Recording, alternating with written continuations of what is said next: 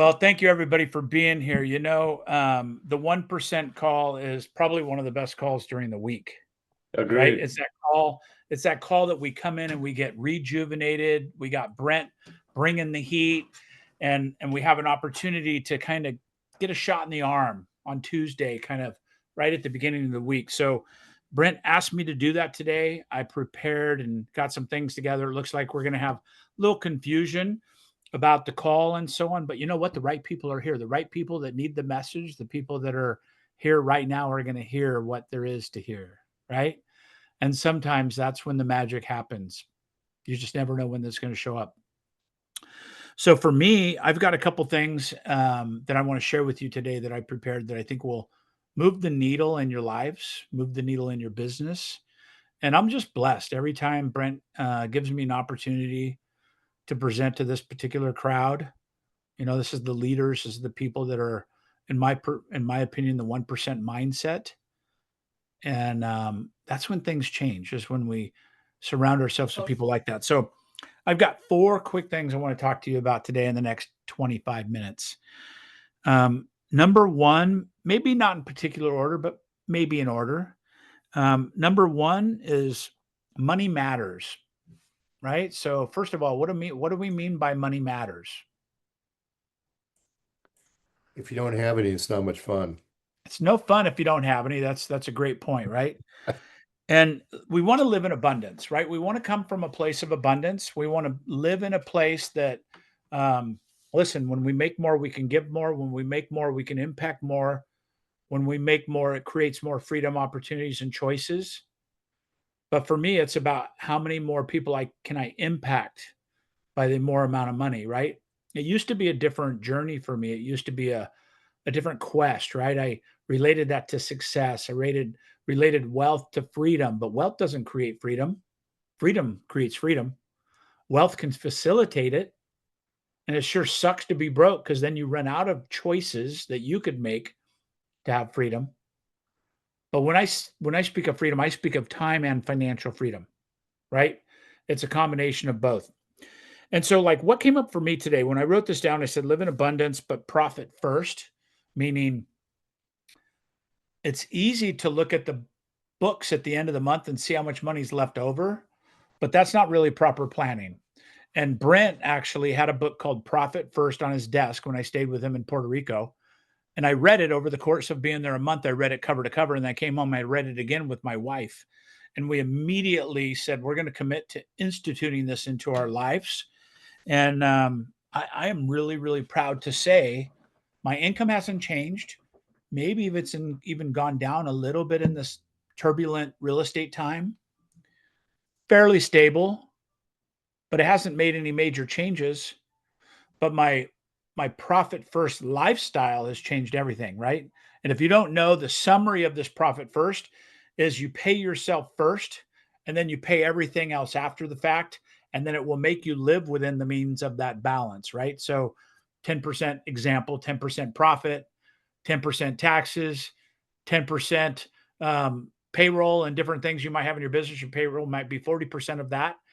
What's left over is how you operate that business and you live within those means, right?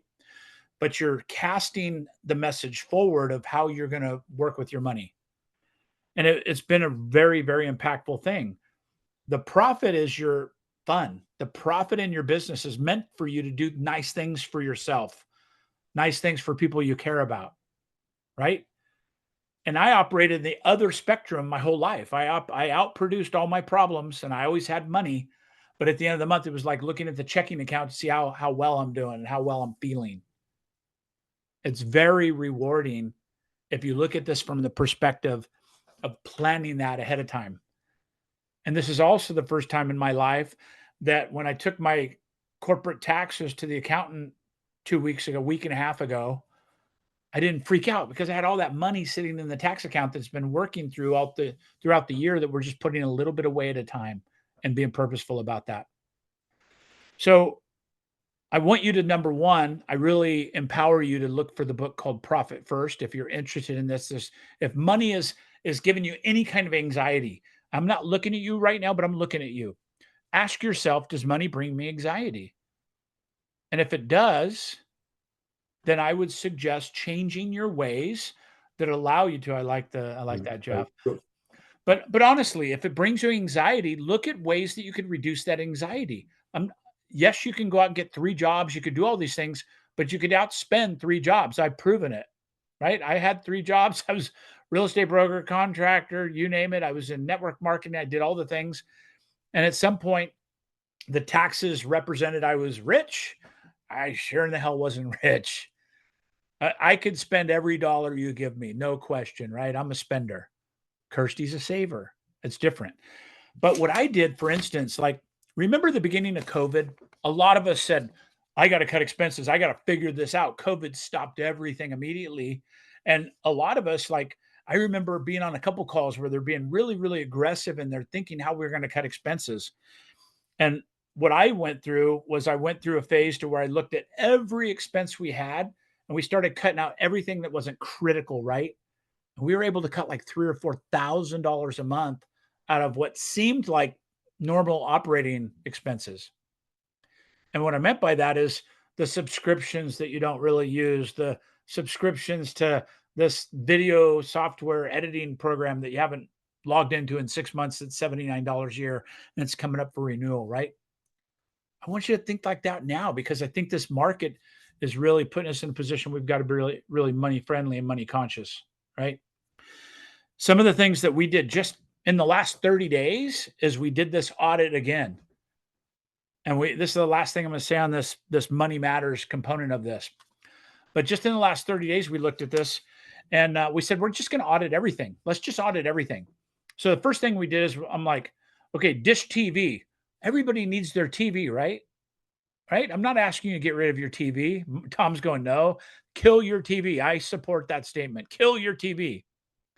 But I'm going to tell you how often do I do an audit? I haven't done it since the beginning of COVID. I mean, we look at the financials and we make little changes but we said we're going to do a complete full audit of every expense because they were miscategorized, but I had in my P&L sheet dues and memberships for like $4,800 last month and I'm like I don't have a $5,000 a month golf course. I shouldn't have any other expenses that are dues and subscriptions for $5,000.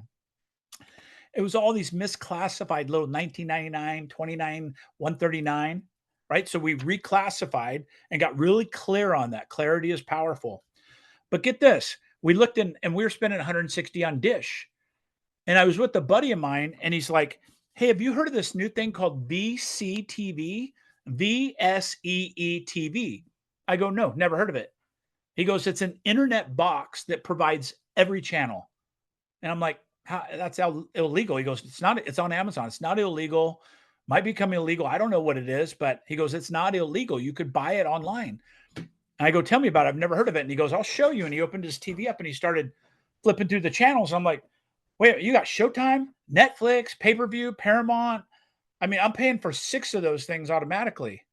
And he goes, they all are here for free. It's like Landman's there. I go, I had to buy Paramount for Landman. I had to have Landman. I go, what's Landman on? It doesn't matter what it cost. I bought it. So now I have Paramount. You know how many times I've logged into Paramount? 0 since Landman's not been running. 0. Okay, so Jeff, you're with me. And then we had Netflix. We had Disney Plus. We had ESPN Plus. I had the NFL channel that was just coming due this month because football season started, right? That's $350 on YouTube or DirecTV, whatever you want to do. And he goes, I get all those things. I get all the football games. I go, wait a minute, this can't be right. So I looked into it. I bought it. I have it in my living room. Truly, it does all those things. So I was like, I canceled Dish. We sent the Dish box back today. I had to get on the roof, take the little receiver down, send the whole thing back, canceled the agreement, $160 a month. The box cost me $288. So what I'm saying is there are opportunities for you. Also, and I'm not promoting this VCEE unless you want to look it up. You're welcome to. I don't have them for sale. You could buy them. They're all over the place. About $300. But what it did is it kind of created this mental idea around it. So we saved 160 with Dish. We canceled all the other 9 little miscellaneous things that we didn't really need. That was another $160. I was looking at my social media and I have this thing that does auto posting for me. It was like 300 and something bucks a month. I called the company and I said, hey, what options do we have? And he goes, we don't really have any options. I go, okay, I just wanted to ask. He goes, wait, are you a coach? And I go, I'm a coach. And I have a little platform of people that listen to us and track with us. He goes, we have a free program for coaching. I go, I've never heard of that. And he goes, you've never asked us. I said, that's interesting. I never asked. Right. So now I'm really digging. Now I got momentum.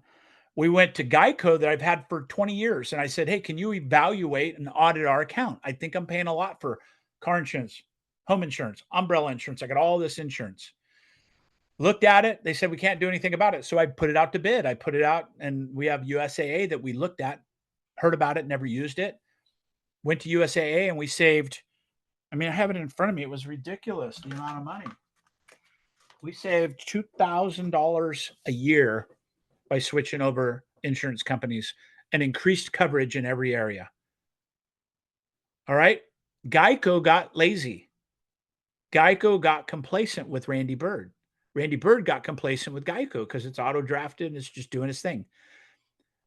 My message for you today is treat this stuff with importance, because the more attention you give this, the more you're going to be in charge of this. It starts with the mentality in the front of profit first and doing things correctly with your money, but then being mindful of your money is I think it's empowering personally. The second thing, opportunity. Opportunity does not wait for the unprepared. Right? That's a write me down statement in my opinion. When I heard that this morning at 7:30 in the morning on a Zoom, I was like, "Holy crap, I got to write that down." He goes, "Let me repeat it." And I'm like, "Thank you, thank you."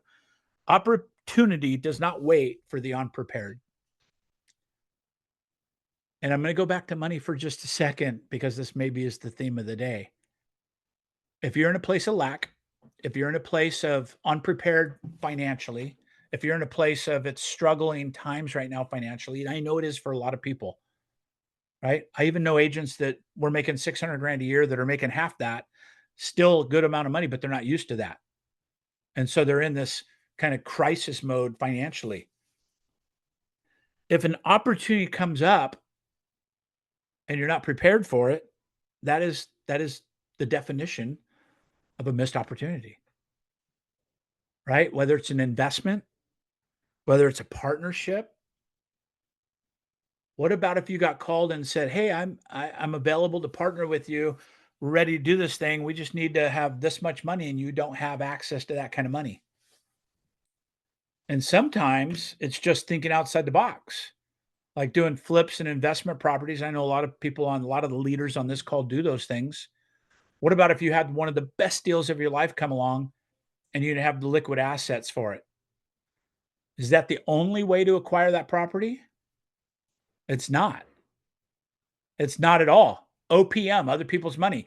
What about if you said, "Hey, I don't have anything to buy right now, but I'm going to get a half a million, 100,000, $1 million in dollars available through partnerships or whatever it may be, and that's in your back pocket." Wouldn't that liberate you to go now look for properties as opposed to being in the lack mindset that I don't have any money, why go look, right? What about if you had a partner that said, "Hey, I got $1 million. If you could do this and you could do A and B, then I'm in." And you went and just went able to go out and find those properties, right? Do they exist? Yes, they exist. You see where I'm going with this? It's about this preparedness. Opportunity does not wait for the unprepared, right? That's what I loved about this. So, are you prime to take action on an opportunity that comes up? It could be as simple as a Zillow zip code opening up. Don't do that, by the way. But it could be as simple as that. Maybe you've been waiting for the zip code forever and it comes up and you financially have prepared for it, or you financially have built credit cards and they got zero balances, but they're sitting there waiting for an opportunity because that is access, right? Whatever it is for you, it may be something important to you. All right.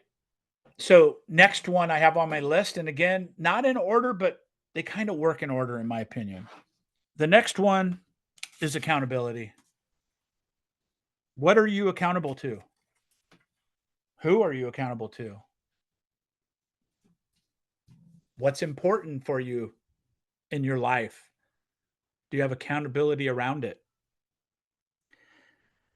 I want to ask a question. I want everybody to interject for a minute.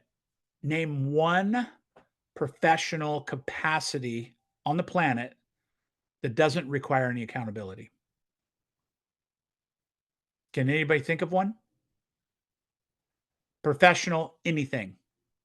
Professional soccer player, professional football player, professional speaker, anything. Is there anything that doesn't have accountability attached to it, attached to the success of it?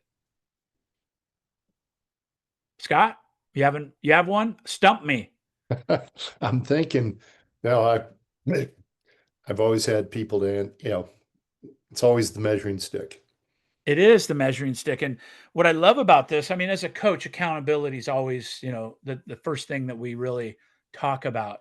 Are they coachable? Which means are they available to have accountability, right? But when you look at accountability specifically, and I just wrote this down a few minutes ago and it kind of blew my mind. I was like, accountability, ask them to find somebody that doesn't have accountability. And I was like, there is not a winning professional, any capacity I could think of that doesn't have accountability in their success,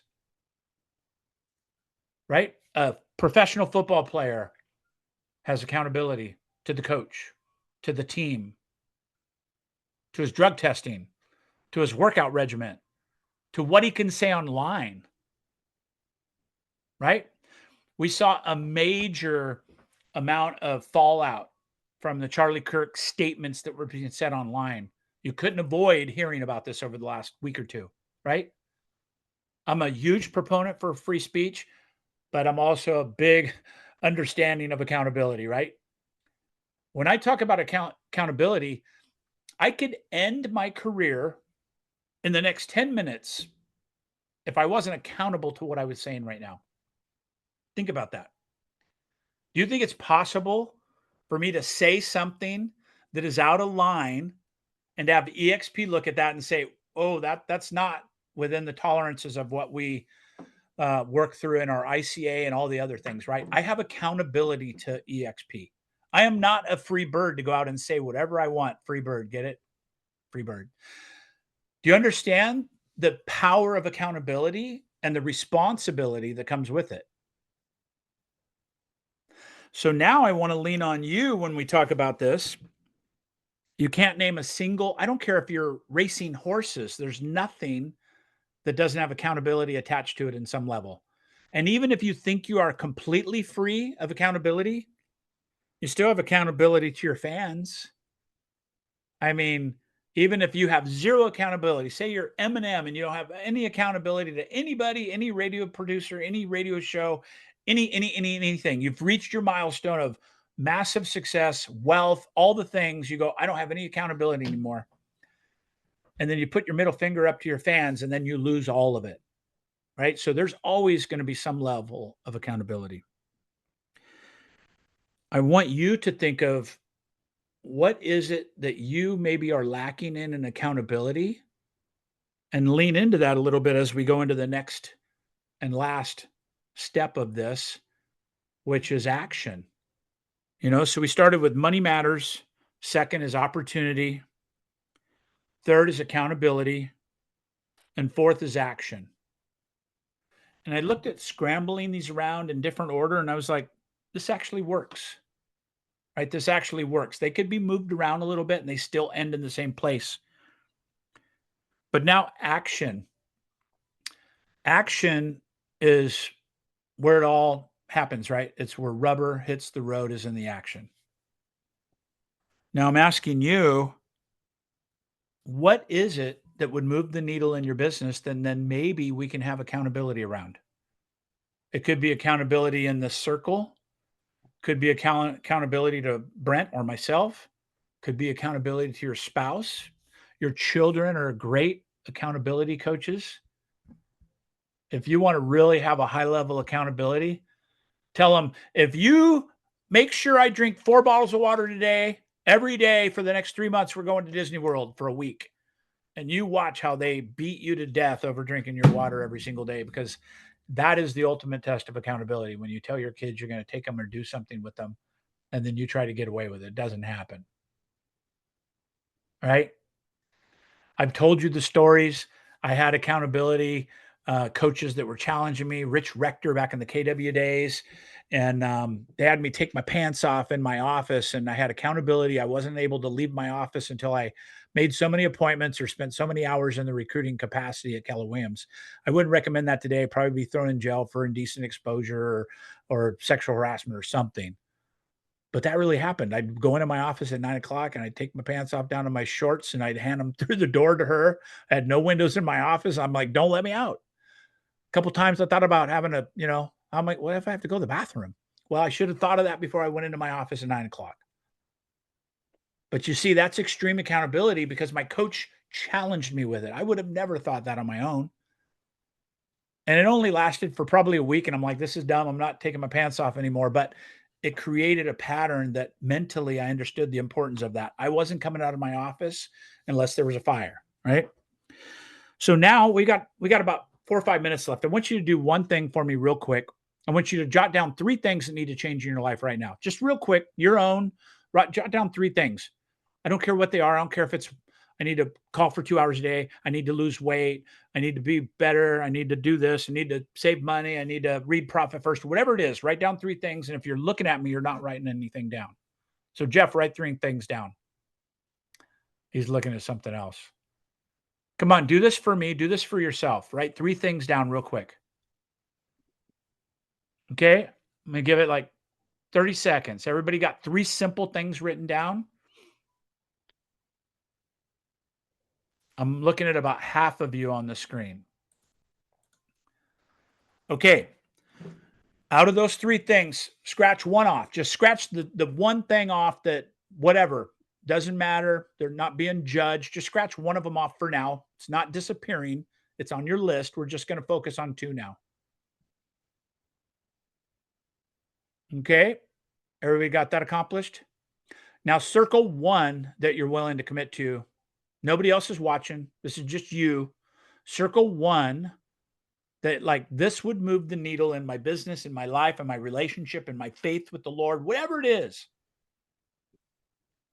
Circle that 1 and then write down when that's going to be done. When are you going to? I love Gary's jumping right on it. Thank you, Gary. When is that going to be done? Is it today, tomorrow, a week, a month, a year? What is it going to take to do that? Let it scare you a little bit, whatever it is, but come up with a timeline. And then the next step is going to tie this together. Gives me goosebumps a little bit when I think about it. But I want you to text this to somebody you care about that will hold you accountable. Could be a child, could be a spouse, could be a best friend, whoever you want it to be. Gary, I'm loving it, man. You're doing everything on point, and that's why Gary's a winner. I'm just being honest. You see winners doing winning things. And there's a lot of other people doing the right thing right now, but I'm telling you, Gary's been reactive. Every time I said something, he's done it. Text that to somebody and say, I need accountability around this. This is important to me. You could narrate it if you have to. You don't have to say, I'm not going to make jokes right now. I could easily, but I want to keep it serious. Right? But whatever it is for you, you could tell them, hey, I need accountability around this. This is when I want to get this done. I need your help to hold me accountable to this. And when you do that, you empower other people to care about you more than you care about yourself. People want to help you. They will hold you accountable to it. Don't everybody text me your accountability, right? I want you to find somebody you jive with, somebody you care about. It could be somebody that is in your life that you're close to. It could be a coach or something. But think about that. Picking that one, circling and committing to it, and then putting a definitive, definite time, date of completion to it, and then bringing in an accountability partner, you will be shocked. You will be shocked at how easy this is to complete because you're singularly focused on it. And you've got somebody else that cares about you that is helping you accomplish this task. I applaud you for playing with me today. I applaud you for being here and paying attention to kind of what we worked through. So in highlight again, number one, money matters. Live in abundance, but profit first. Think about how you're going to operate through that process. Number two, opportunity. Opportunity does not wait for the unprepared. Make sure you're prepared and ready for an opportunity if it comes up. Number three, accountability. Extreme goals need extreme accountability. And number four, action. Do it now. Treat it as there's no tomorrow, right? Treat that action, and then bringing the accountability into that action is going to help you succeed in life. All right. I hope you've enjoyed this. I appreciate you being here. I'm going to stay on for a minute or two, answer any questions before we bring on our production specialist here in about 15 minutes, I think. All right. But any questions, you could mic off, you can raise your hand, whatever you like. Any way I can help you, anything I could tie in and clarify for you. And if not, I'm going to wish you guys a wonderful, wonderful day. One thing that Brent had, I don't know if anybody participated in this one, but God, we had hundreds of people and put us in groups of like 6 or 7, and we had to call each other every like 3 times a I, week. I was part of that. I did not like that at all, but it was And massively powerful. what was interesting was the people that didn't get anything done started disappearing pretty quick. And the That's people that, exactly right, because they can't face accountability, right? But if you're a true friend, if you're a true accountability partner, you hunt them down, oh, right?